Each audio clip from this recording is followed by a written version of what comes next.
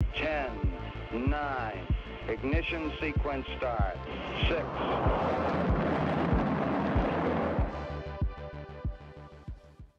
Hello, and welcome to Rocket Fuel, your daily update of everything that's happening in the rocket pool community. My name is Wack Wack Attack. Today is February 8th, and yeah, here's today's episode. So we'll start with yesterday. As the griefing exploit had happened, people started talking about like why it happened, right? Like, why are rocket pool systems in place that only allow you to withdraw after certain amounts, and why does it get locked when it's at 28 days? So people had all these different questions, and Copper Horse was one of the people who was asking some of these questions and started a huge discussion. So once the discussion started, as you can see here, Copper Horse says, but I know that having to exit all of your validators to withdraw under 150% RPL is dumb. That much is true. And Spaceman Daddy says them's the rules. And Valdov says, I disagree with this when there is a mini pool queue. And Copper Horse says, I'm forced to exit all my validators and then I can just launch a new one for 10%. So if I can make a stake for function to save on gas, maybe we can remove that restriction because that's a whole lot more gas. And then people were kind of sharing their screenshots of getting dusted and locked. So this basically started a discussion. If you just give me 1 second, let me get some more information for you. Yeah, it was a long conversation that explained why we have mini pool queues, market stability, audit findings, purpose of the RPL token, like quite a lot. It really pulled in lots of interesting stuff. And Charles here was saying, thanks for asking more specific questions, Copper Horse. It leads to more fruitful conversation that we can all learn from. Which is really important, you know. So I think this discussion was a really good one where the community talked about all those different aspects, and it's kind of became existential in a sense. The reasons for, and then Bossy was asking, can someone explain why stake for function was implemented? Seems unnecessary and dumb. So that's when I told him that, look, it helps, saves on gas. It gives you a chance to set up marriages in a trustless way. So when Ramana and I got married, we used a splitter contract, and I was able to stake on behalf of his node using the stake for function. So when the RPL is withdrawn from that node, then it goes to the splitter contract, and from the splitter contract it goes to the people who should be getting each one. So it makes it trustless, it's cheaper, yeah, and I think it just makes a lot of sense, and that's what Valdov here says as well. Also reduce trust in marriages. So this conversation went on for quite a long time. Like Object came in and said, like when there's a mini pool queue, he was for this. He's changed his mind. 150 lockup protects against price manipulation too. There's lots of considerations that go into the lockup. It's harder than it looks. If anyone wants to work on the lockup RPIP, sign me up. So yeah, there was a lot of discussion here. It's definitely worth checking in and reading some of those comments if you want to try to get an idea of how it all fits together and what the reasoning behind some of that stuff is. Okay, so as you know, like yesterday, Langas put the post out saying about getting griefed, and it should be cleared soon. So Mentor at that time says, if anyone has a list of grieved addresses, please contact me so I can distribute POAPs, for I was grieved and all I got was this lousy POAP. So Sneaky shared the link with him to the Etherscan page, and people were then asking for getting the POAP, and then let me see what else it says. Yeah, people just saying they got griefed and they want the POAP as well. And then eventually people actually started saying elsewhere that even if like they wish they got griefed just so they could get the POAP. So it seems like that conversation's kind of like gotten a bit quiet now, which is good. And we are in a position where hopefully it'll be fixed within the next few days, and then we can move forward from that. So there we go. Okay, next we've got a bunch of updates and little snippets of information from Joe about Atlas, about withdrawals, and Zhejiang, which is the testnet for withdrawals. It says here is where we stand for reference. It says we currently have Redstone deployed on Zhejiang, and I'm basically testing it for the next few days to make sure SmartNode version 1.9 works with both Redstone and Atlas, and it can seamlessly shift over once Atlas is deployed. Once we're happy with it, we'll deploy Atlas and start testing that, plus skimming and withdrawals, because withdrawals were enabled on Zhejiang today. Like Mav said, Consensus Diligence, I think CD, finished their audit yesterday, if I recall correctly. So Kane will look over the report when he gets it and see what changes need to be made. Then the version with any fixes he makes is what will get deployed for testing. Once we're happy with it, I suspect we'll open it up for Alpha 1 for public testitude. In the meantime, I have to write up all the docs and make sure reward tree version 5 is working as intended. So Joe is busy. And then he shared this link to Zhejiang beacon chain validators, which when you click on the link, it shows that withdrawals are happening now. So there's 2,387 validators withdrawable, and that's really cool. And then when you look at this beacon chain link right here, it shows that 2 validators withdrawn here, and it's got their credentials.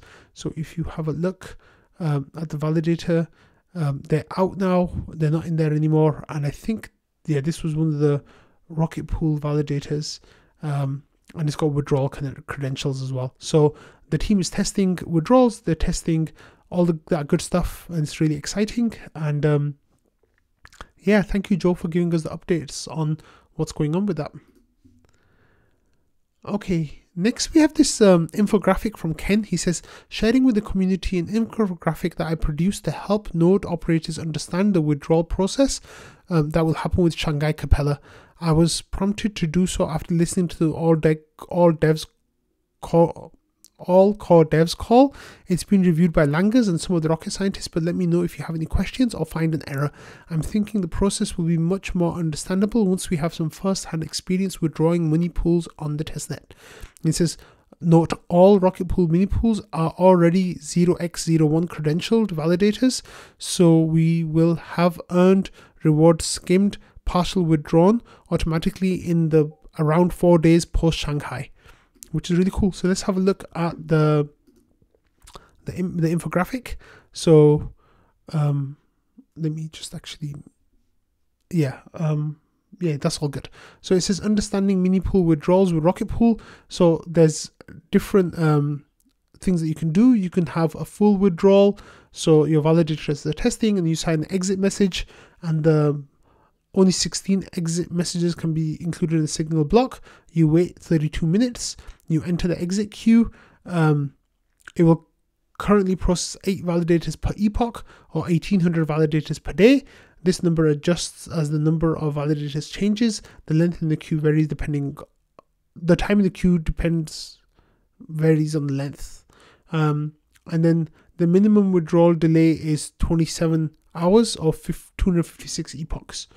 Then there's partial withdrawal. Withdrawal full and partial sweeps through validators with 0x01 credentials at a rate of 16 validators per slot.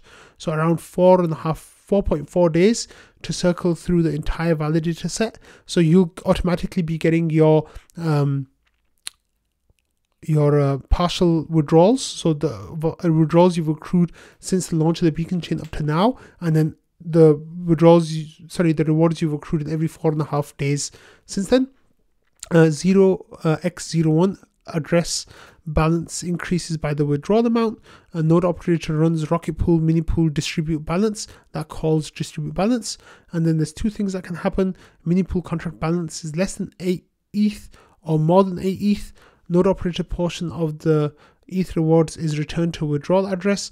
Our ETH holders' shares sent to our ETH contract will spill over back to deposit pool. That's finished.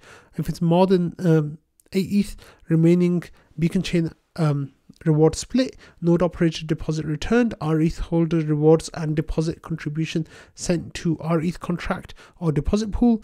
And then the mini pool contract marked as finalized. Finalizing automatically does not refund, so it does include the transfer of ETH. And node operator can run Rocket Pool node withdraw RPL and unstake the RPL bond, and then they're finished. So there are different stages here of what it's going to look like, and then Ken does a good job of explaining the terminology from Ethereum and from Rocket Pool and where we are at that point. So thanks for that infographic, Ken. It's really useful, and I think that will be refined and polished in the days and weeks to come, and then maybe we can kind of make it spread it out on social media. Okay, the next thing is something that's not quite related to Rocket Pool, but it definitely impacts us, is that Lido released a set of tweets yesterday talking about how they are proud to present Lido version 2, Lido's largest update to date, and an important step towards further decentralization. They go on to say Lido version 2 is centered around two major upgrades. One, the staking router, a new modular architecture that allows anyone, including solo stakers, to become a node operator. And then two, withdrawals, an upgrade allowing ST ETH holders to withdraw directly from the beacon chain. And then they go on to talk about how they want those updates to be, they want them to work and what's going to happen next and all that kind of stuff.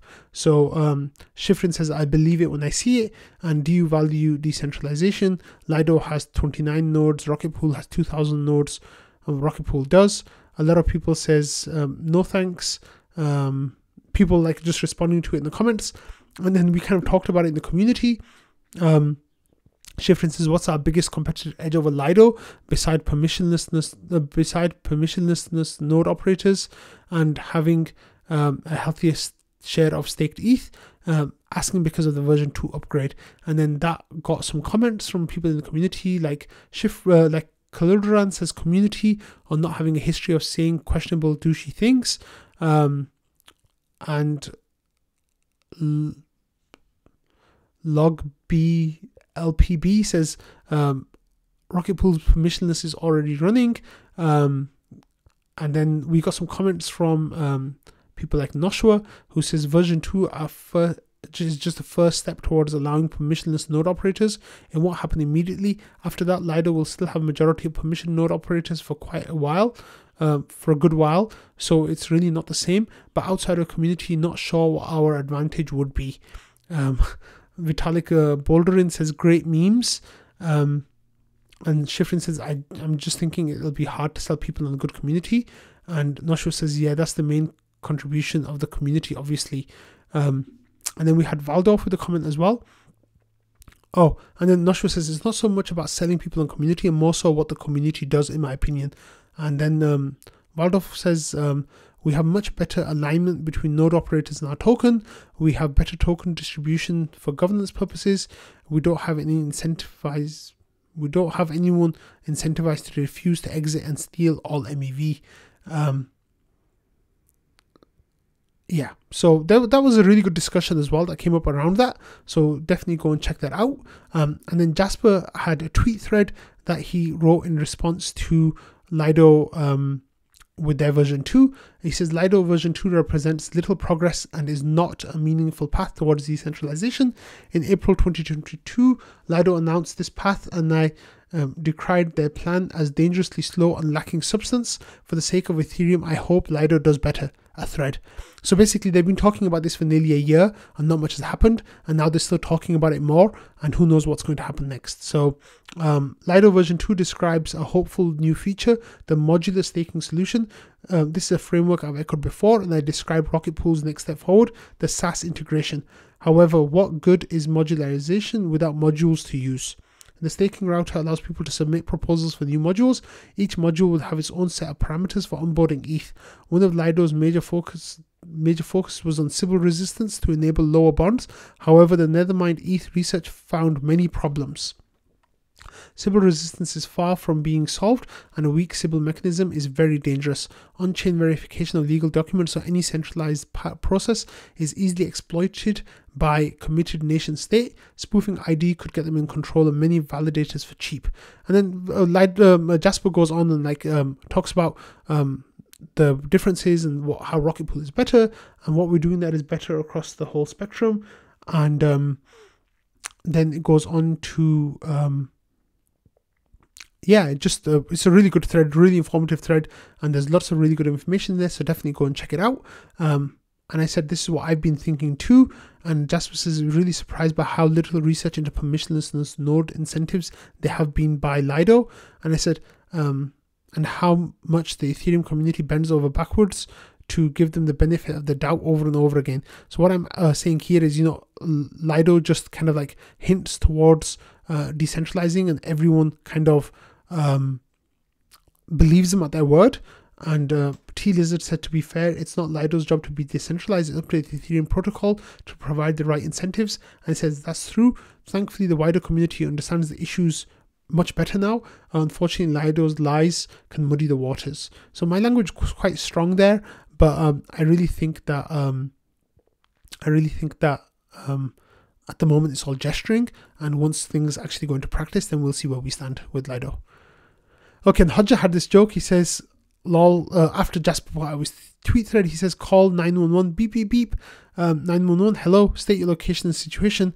And he replies by saying, Lido community activity has been murdered and is dead. So that was really funny from Hodja. So thank you for that.